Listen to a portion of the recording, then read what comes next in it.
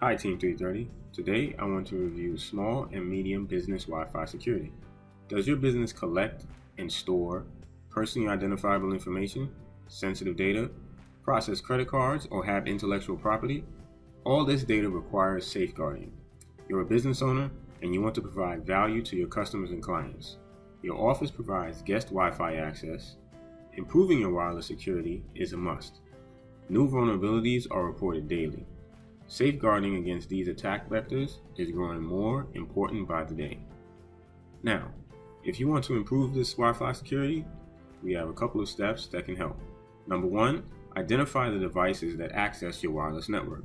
Number 2, require those devices to authenticate.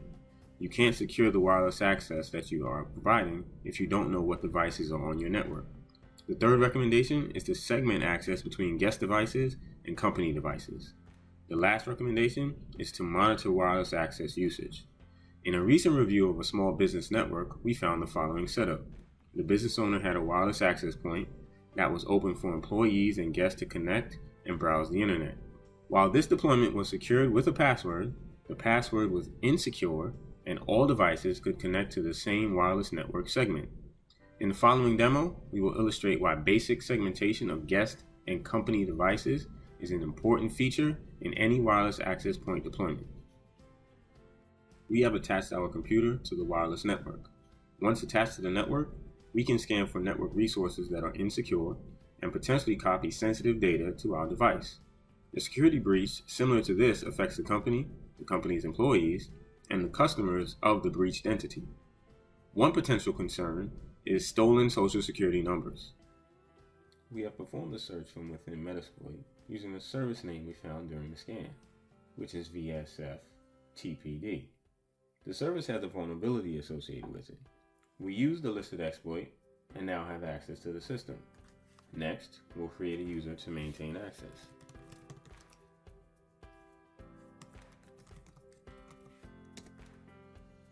We'll create a new password.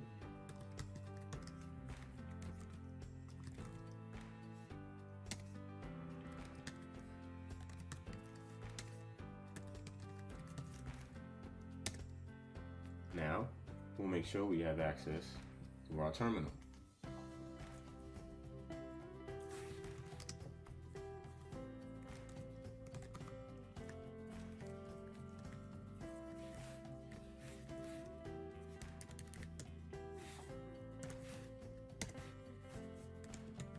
We'll enter our password. And now we'll take a look at the file system. Looks like we have a couple folders that are of interest: customer info and customer. We'll stop here. In our report to the customer, we will explain what we found and why updates to the network are imperative. If your company stores medical records, legal documents, or intellectual property, it is essential to regularly review the configuration of your network and assess the risk related to compromise. Please contact 330am Technologies for more information. Thanks for watching.